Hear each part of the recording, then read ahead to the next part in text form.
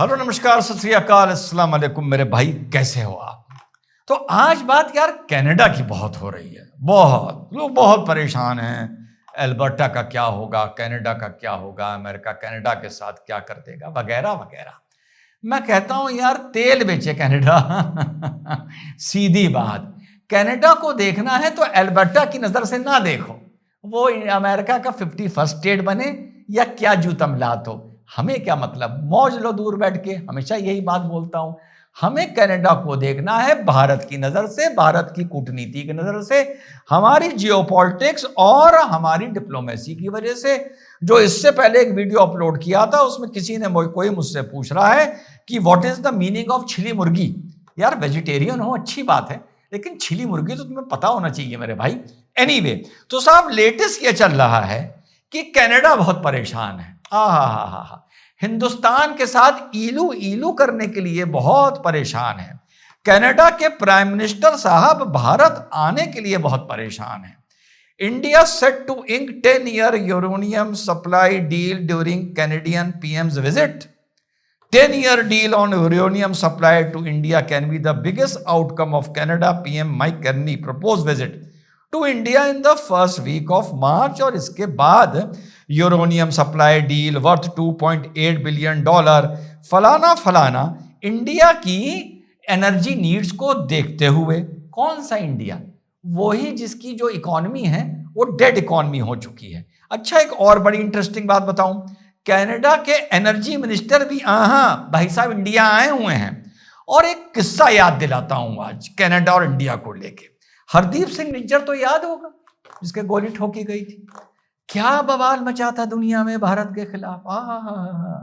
लोग कह रहे थे बहुत बड़ी गलती कर दी भारत ने। उस टाइम वहां बाइडेन भी हुआ करते थे, ट्रूडो भी हुआ करते थे। इसमें बाइडेन और ट्रूडो भी आपस में ईलो ईलो कर रहे थे। ये भी ट्रूडो बताता था कि मैंने 5I को इन्फॉर्म कर दिया है। ये भी सुनने को मिलता था कि इंटरनेशनल क्रिमिनल कोर्ट में ये मैटर पहुंच जाएगा। कनाडा की सॉवरेनिटी से खिलवाड़ हुई है। अच्छा, अब सुनो, कनाडा के एनर्जी मिनिस्टर भारत आके जो इंडिया टुडे ग्लोबल को इंटरव्यू दिया है, टिम हॉडसन ने, इन्होंने क्या बोला है। Tim Horton, Minister for Energy and National Resources, said the relationship is now anchored in mutual respect for sovereignty and national security भैया, with energy cooperation emerging as a central pillar। बहुत बेताब हैं कि इंडिया की बढ़ती energy needs और India की economy के साथ इनका ईलू ईलू हो जाए। निज्जर का जमाना याद, उससे पहले खालिस्तानियों का जमाना याद। क्या बवाल हुआ करता था कनाडा में, क्या हल्ला मचता था, क्या कर देंगे खालिस्तानी, क्या कर दिया खालिस्तानी। असल में मैं बताऊं, एक तो मुल्क है पाकिस्तान, इसको तो मैं चाहता हूं कूटा जाए। इसके अलावा आप मेरी जियोपॉलिटिक्स देखिए। कुछ लोगों को बुरा लगा होगा बांग्लादेश के टाइम पर कि यार रिजवान वो बात नहीं बोल रहा है जो हम सुनना चाहते हैं, मार दो सालों को, कूट दो। अबे फैक्ट्रियां बंद हो रही हैं उनकी, यार जरूरी है कि कूट दो। हमारी सरकार एक बड़ी ठंडे बस्ती की जियोपॉलिटिक्स कर रही है। सुनने में तो ये नेगेटिव लगेगा ना। इस टाइम जितनी टर्बुलेंस है पूरी दुनिया की जियोपॉलिटिक्स में, यही तकाजा है जियोपॉलिटिक्स का, जिसको इंग्लिश में अगर बोला जाए इंप्रेस करने के लिए तो सटल फॉर्म ऑफ जियोपॉलिटिक्स। इसमें मारना पीटना नहीं होता, इसमें होता है हम चुप रहेंगे, हम सबकी सुनेंगे, करेंगे अपनी मर्जी की, और बाद में एक जो वक्त गवाही देता है वो चीज फाइनल होती है। बगल में भी कटोरा हाथ में आ रहा है। धीरे धीरे अमेरिका भी पाकिस्तान की अब ऐसी की तैसी करनी शुरू किया है। जो पहला वीडियो मैंने अपलोड किया था, यही भारत ने कनाडा के साथ किया। चुप, तुम बकते रहो, तुम्हें जो करना है। लेकिन जब भारत को यह पता चला था, उस टाइम याद करिए 24 की बात कर रहा हूं, कि कनाडा हमारे डिप्लोमेट्स के अगेंस्ट उनको एक्सपेल करना जा रहा है। याद करिए कि शायद एक दिन पहले या 6-7 घंटे पहले ही इंडिया ने 5 कैनेडियन एनवॉइस को, डिप्लोमेट्स को लात मार के यहां से निकाल दिया था। इफ यू रिमेंबर, इंडिया ने पहले एक्शन लिया था। तो जो लोग कहते हैं कि इंडिया रशिया के ऑयल की लालच में अपने प्राइवेट मोदी जी के देखो यार, मोदी जी से फिर एक बात याद आ गई, ठीक है।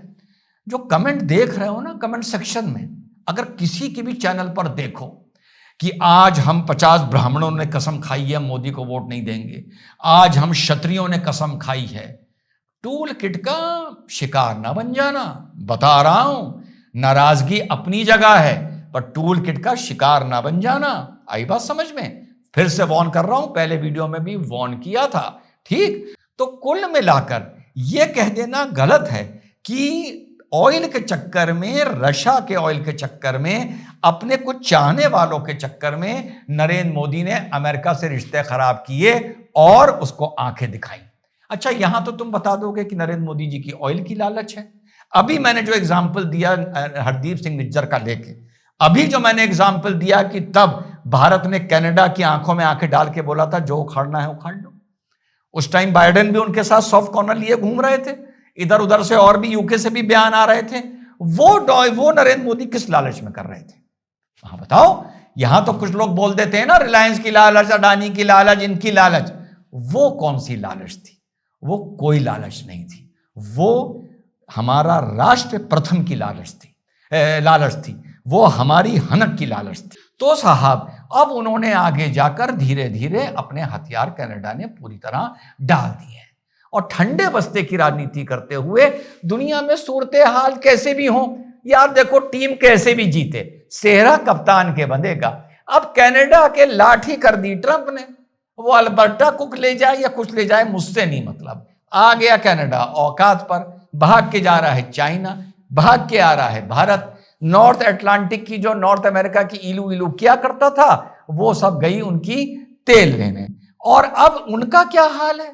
उनका यह हाल है कि उस डोनाल्ड ट्रंप ने यह कह दिया है कि अगर तुम हमसे F-35 नहीं लोगे, कनाडा ने कहा था हम आपसे 90 या 88 F-35 लेंगे, कनाडा ने डील कैंसिल कर दी। तो इनका एक नॉर्डर्न होता है, नॉर्थ अमेरिकन डिफेंस कुछ करके है कमांड, उसमें दोनों कंट्री के एयरफोर्स को यह परमिशन है कि इन केस ऑफ इमरजेंसी आप हमारी एयर स्पेस में घुस सकते हैं, परमिशन नहीं लेनी पड़ेगी आपको, कोई अंडरस्टैंडिंग है बहुत पुरानी इनकी। तो डोनाल्ड ट्रंप ये कह रहा है कि अगर तुमने हमसे 88 F-35 बेटा नहीं लिए, ठीक, तो हम नॉर्डर्न का वायलेशन करेंगे, वो 88 F-35 कंपनी से हम खरीदेंगे, यानी अमेरिकन गवर्नमेंट खरीदेगी, और उन F-35 88 प्लेन्स को हम कनाडा के अंदर घुसेड़ देंगे ले जाकर। तो ये चीजें मुझे बहुत आनंद दे रही हैं, क्योंकि दुनिया में सारी चीजों को, यार मैं भारत के पॉइंट ऑफ व्यू से सोचता हूं कि भारत का किसमें नफा ज्यादा है या नुकसान ज्यादा है।